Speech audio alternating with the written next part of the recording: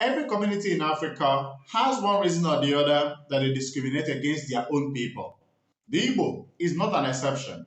In this video, I'm going to be sharing with you all that you need to know about the Osu caste system and as well as the Ohu system. Ohu are the slaves caste system in Igbo land. You're also going to be learning the three main hypotheses about the origin of the Osu, and you also learn how people become Osu or how one can become an Osu. Furthermore, you are also going to learn the difference between Osu and the Ohu. So I advise you sit back, relax, and enjoy this video.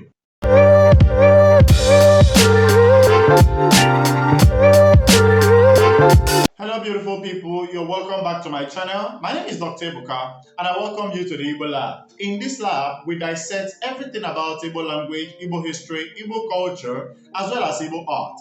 And in today's video, we're going to be talking about the Osu caste system. Yes, this topic has actually generated a whole lot of hits among the Igbo. So let's start from the very first one, which is the definition of Osu caste system. Who is Osu? To answer this question, a lot of people who have discussed this topic in the past have treated the topic on maybe how they knew about the Osu or whether the concept and the attachment about the Osu caste system. In this video, I am basing all my teachings based on research. And in this research, we're going to talk about what most of the Igbo researchers or scholars have said in light of this Osu caste system. Let's talk about the definition of the Osu caste system. According to lots of sources and a whole lot of Igbo scholars, they all converge on one definition of the Osu, that the Osu is a person or group of persons dedicated or owned by a particular oracle or a deity. Then your question is, how can a deity own a person? Or how do a deity possess the features of owning a person? Now I want to explain something. In the pre-colonial Igbo society, the Igbo were mostly traditional believers, meaning that they pray to God through the various oracles that the Igbo has, believing that these oracles meet their prayers to the Chukwu, the Chiukwu, the great God. Now, these Igbo communities that worship these oracles continue to expand, and as such, the worship of these oracles continue to expand. So the oracles needed more servants and more people to serve them. Hence, the need for the oracle keepers or the native doctors or the SMO or the chief priests that preside over these oracles to look for people that will assist in the servicing or will assist in the worship of this oracle. This is how the concept of Osu began. Every great deity in Igbo land accepts a sacrifice or a major sacrifice once every year. In this sacrifice, people often give to them many gifts, and some of the gifts that they require as great oracles is the gift of a person, a human being. And sometimes these human beings can be slaughtered for a particular ritual, while some of them are given out as a gift to the oracle, not to be killed, but to serve this oracle. But another question you may have at this juncture is, how then do you just get free people or freeborn? Of course, now that I mentioned freeborn, it's important to explain the concept of freeborn. Freeborn is a citizen of a given town, meaning that the parents of that person is well known. The father, the mother is known, and they had a good traditional marriage which is acceptable to everybody in the society. Hence, their children or offspring become freeborn in that town. But somewhere along the line, some of these freeborns engage in heinous crimes and they continue to commit one crime or the other. Now, for the society, instead of killing or wasting the life of these people who were caught red-handed or caught doing one evil or the other, instead of killing and wasting their lives, they often donate these people to the oracle as a form of punishment to that person. Now, this oracle, by accepting the gift of these persons, now take ownership of the life of these persons. These persons often become Osu, meaning that their lives are now owned by the deity or the oracle that they have been sacrificed to. Now, apart from donating or giving people as a gift to the oracle, there are also some people who willingly give themselves to the oracle to be owned by this oracle. Just the way so many people give themselves or their lives to super or stronger persons to follow or to be owned by these persons in return for protection, for riches, and other things. Some other persons also willingly give their lives to the oracle so that the oracle will own them. Such persons, according to Tabo Nzako in his work in 1972, which is called Omenala Ndị Igbo, bear such names as Osu Ohu, Osuji, Osu Eke, and many other traditional names that they bear, or many other names according to the oracle that they have sworn allegiance to. At this juncture, let us now go to the history or the three origins of hypotheses that explains the origin of Osu caste system in Igbo land. There are three hypotheses that explains the origin of the Osu caste system in Igbo land. The first one of them is the hypothesis of the oral tradition, oral narrative. The second hypothesis is the hypothesis of the Nri people, the Nri clan. The hypothesis that claims that it was the Nri clan that started the Osu caste system. While the third hypothesis is the hypothesis that talks about how the Osu caste system started somewhere around Owerri, Okigwe area of Igbo land. Let's go and explain these hypotheses briefly, one after the other. The very first hypothesis which he talked about is the hypothesis of oral narrative.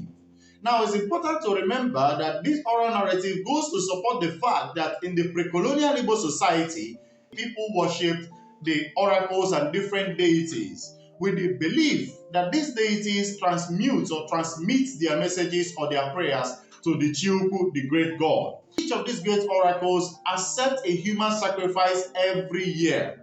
People were afraid that if these sacrifices of human sacrifices were not offered, these oracles will get angry and begin to kill a lot of persons in the town. Hence, they need to appease these gods on a yearly basis. So to offer these sacrifices in a bid to appease these gods on a yearly basis, they offer human sacrifices as a gift to these oracles. And sometimes it may be one, some occasions it may be two, three, depending on how powerful that particular oracle or deity is. So some of these people that are offered to the oracle are not just ordinary people.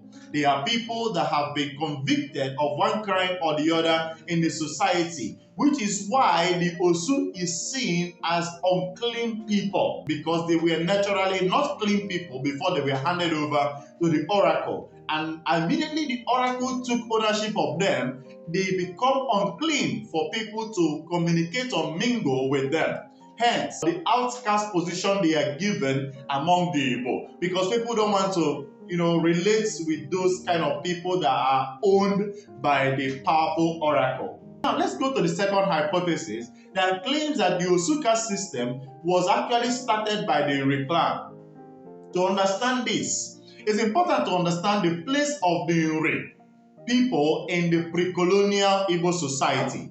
The Nri were the people known for offering or appeasing the gods or performing a lot of religious rites. Therefore, if you want to sanctify your town, if you want to set up an oracle in your town, if you want to cleanse or want to perform some cleansing ritual, the best people to call for that job were the Nri people.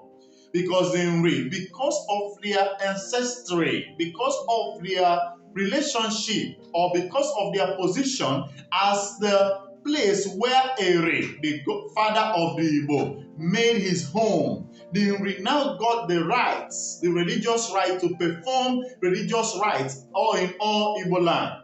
Because of this, Professor Elizabeth Isichie, in her work, The History of the Igbo, explained that the Nri people often goes from town to town performing some religious rite of cleansing. Whenever someone commits an offense or commits a taboo, the person needs to be cleansed. So this cleansing is often done by the Nri people. And before the Nri priests will come to perform the cleansing ritual, they often demand for three things. One is for you to pay their transportation fee or give them money for them to come. The second demand that the Nri priest will make of anyone or any town or society that they are going to perform the cleansing ritual is that they are also going to provide them with food. While the third demand is that they are also going to provide them with pocket money. I mean, workmanship in our common language now. So whenever they come to perform this ritual, and after performing the ritual, and they find out that the family that has summoned them could not afford this price that they are calling for them to pay them, they often put an embargo on this family that people and everyone around that neighborhood should not mingle with this family that they have just performed the ritual, who do not have money to pay back for what the services rendered. So, oftentimes, these families, because of fear of the excommunication, they often go to borrow money from different persons to pay back before the Nri priest will get back to their town.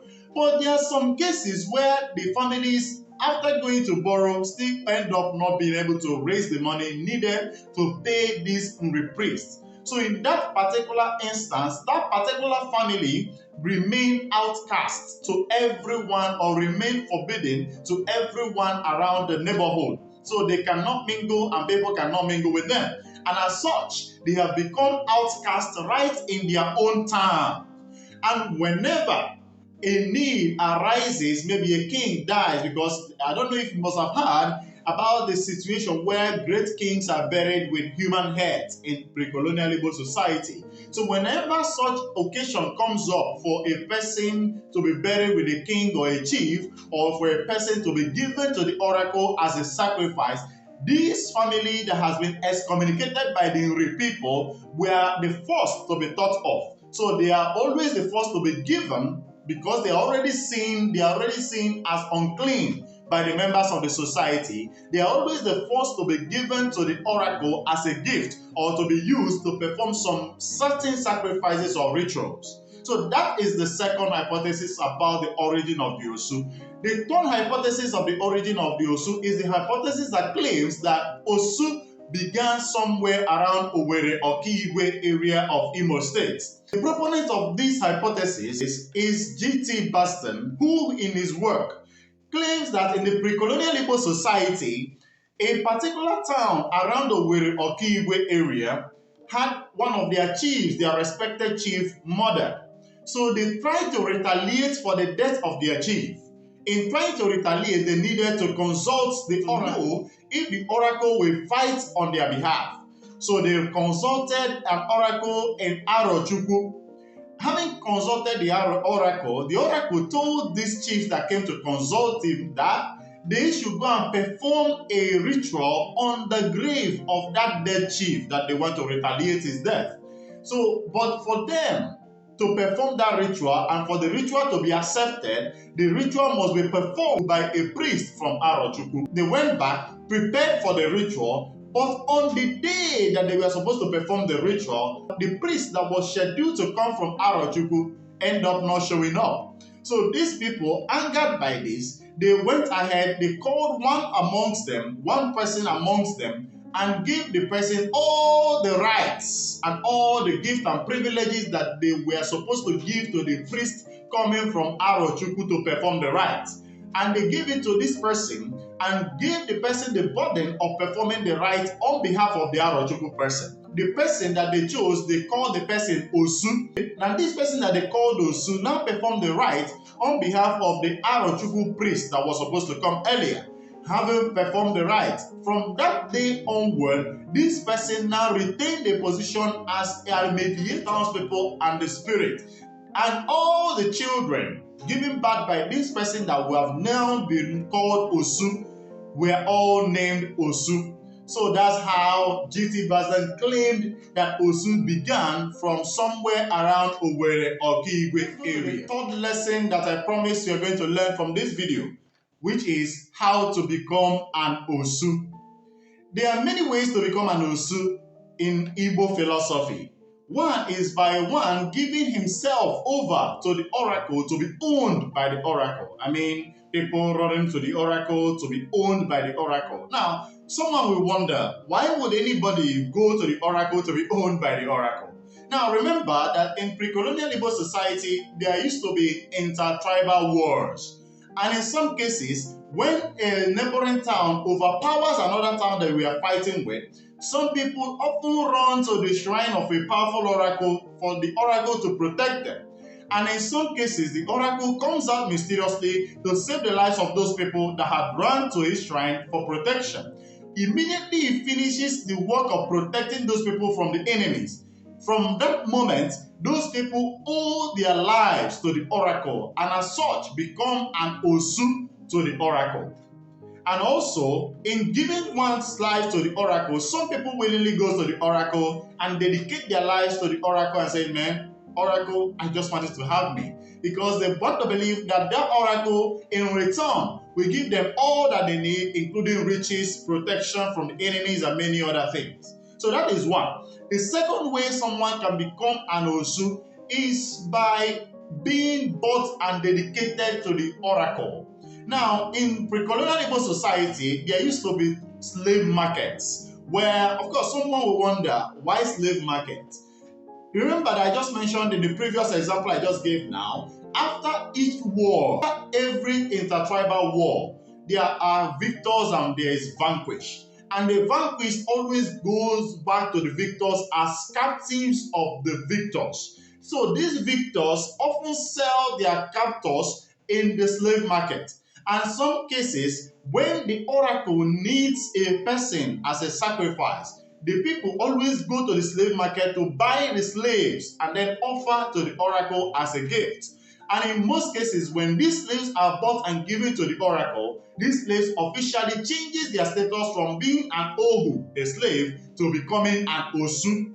Okay? Now, the third way someone can become an Osu is by marrying and sleeping with an Osu. Now, this now gets more interesting, which explains why the Osu topic is now making waves all over the world right now. Because people are wondering, why can't I marry the person I want to marry? Now, the issue is this. People over the years in the pre-colonial Igbo society have come to discover that there are lots of punishments that have befallen people who have gone ahead to marry Osus. Now, the issue is this. By marrying an Osu, whether knowingly or unknowingly in the pre-colonial Igbo society, one incurs the wrath of the gods. And if for you to run away from that wrath, you have to now become an Osu yourself. Which is why when someone marries an Osu and lays with the Osu, the person officially, because they are believed to have exchanged blood, the person officially becomes an Osu himself.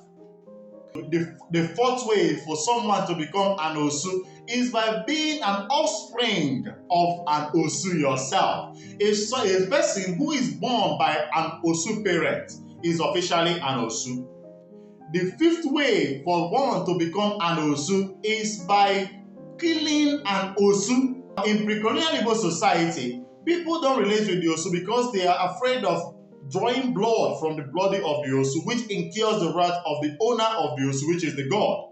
All right? Now, doing that, when someone mistakenly murders an Osu, it is expected that that person will give his life to the oracle to replace the person he has just murdered.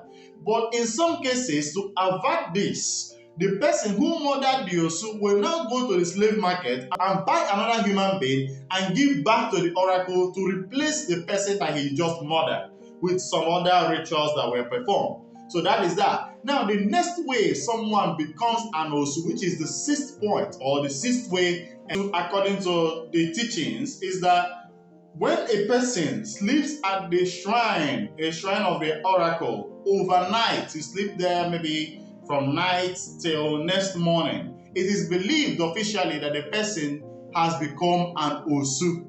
Quite funny, right? Now, the last way someone can become an Osu is by giving birth or whatever that will make a woman to give birth or put to bed in a shrine. Of course, we're talking about the pre-colonial Igbo society now, where people put to bed at home, people put to bed at bushes and different places. So when a woman puts to bed or gives birth to a child in an oracle shrine, that child has become officially an Osu. So that is another way someone can be an Osu. Having concluded the Osu, let's now briefly talk about Ohu system. What is Ohu? Ohu is a slave. Now, this is the second person that they will discriminate against. The Ohu system, just like the Osu, who is a person owned by a deity or an oracle, and Ohu is a person owned by another person. Okay, you understand this? An Ohu is a person owned by another human being. Just as an Osu is a person owned by an oracle, an Ohu is owned by another human being. Now, there are various ways people own other persons. By buying slaves, you become the owner of that person. And secondly, by fighting, maybe going for an intertribal war, and after defeating the enemies, the few that were living are captured and they become slaves in the land of their victors. That gives them this position of Ohu. Now, the Ohu is not as privileged as the Osu, because the Ohu serves, and all the children the Ohu gives birth to, just like you keep dogs and they give birth to puppies, and the puppies also become the puppies of the owner of the dog. The Ohu, on the other way, when an Ohu marries an Ohu and they give birth to children, their offspring also becomes Ohu in the hand of their master. Now, the Ohu and the Osu have different responsibilities. The Ohu serves a person that owns him, while the Osu serves the oracle that owns him. The Ohu can sometimes redeem himself by buying his freedom. Maybe coming to a term with his owner that, okay, you bought me for 20 shekels or you bought me for 1,000. I'm going to pay you back 2,000 to regain my freedom. So the Ohu now begins to work hard to ensure that he raises the money that the master used in buying him from the slave market, and by paying off his dues to his master, he regains his freedom. On the other hand, the Osu never regains his freedom. But there are cases in Igbo traditional society where, due to long suffering, an Ohu longs to become an Osu. Now, let me explain what I mean by this. The Ohu is often used for burials. That is the most challenging part of becoming an Ohu, because when a king dies, a great king died in the pre-colonial Igbo society, most of these kings are buried with 7 live human beings. While, on the other hand, when a chief who has a very big title dies, they're also buried with people. And some cases, these persons that are buried with the chiefs are not the freeborn, they are the slaves bought from the slave markets. Okay? Now, for a slave who do not want to die with his master, on the way to the burial or where the master is supposed to be laid to rest with the Ohu that are going to be laid to rest alive with the dead master, some of the Ohus attempt to run away. And if in some cases they run and they rush into the shrine of the oracle, and the oracle in some way comes out to defend them, the Ohu status changes from the Ohu status and becomes an Osu. And by so doing, the Ohu can no longer be used as a tool in the hand of the master, because the master will want to avoid anything that will make him stand in confrontation with the oracle. That is where they differ. So the Ohu is used as puppet, is used as many things, while the Osu is never used as a puppet. Rather, their life is dedicated to serving the oracle, and they are discriminated against. Now, the question now is, what is the present status of the Osu and the Ohu in Igbo society? Now, having told you all these scary things, you will want to ask, man, is this still really a practice in Igbo land? The question is no. A whole lot have changed. Thank God for the coming of the Christianity. And now Christianity have changed a lot of dynamics, even though they are still softly discriminated against in Igbo society, where the one who wants to get married, the other one, okay, let's go and ask questions, and they come back and say, yeah, we discovered that his great-great-grandfather is an Osu. That's why you cannot marry this man. That is still happening, but that has been abolished. The Osu caste system has long been abolished in Igbo land. It started with the Obi of Onitsha, who woke up and decided with his cabinet to abolish the Osu caste system practice because it is considered to be draconian and also non-productive to Igbo society. Imagine, just think about it. A person who decides to hand over his life to the oracle did that in his own will, volition, not his great-grandchildren who has no business with what their great-grandfather has done. So why would you punish someone for the sins of his great-great-grandfather? That makes no sense. This was what informed the abolition of the Osu caste system and also the Ohu caste system in Igbo land. I believe at this juncture, you have gotten value watching this video. I want to also beg you, please don't forget to encourage us by giving us a thumbs up. Just by giving us a thumbs up, YouTube will continue to recommend this video to many people to see. If you're yet to subscribe to my channel, kindly click on the subscribe icon right now so you can be notified anytime I post a new video. Thank you so much for watching. I do see you in my next video. Udo dero.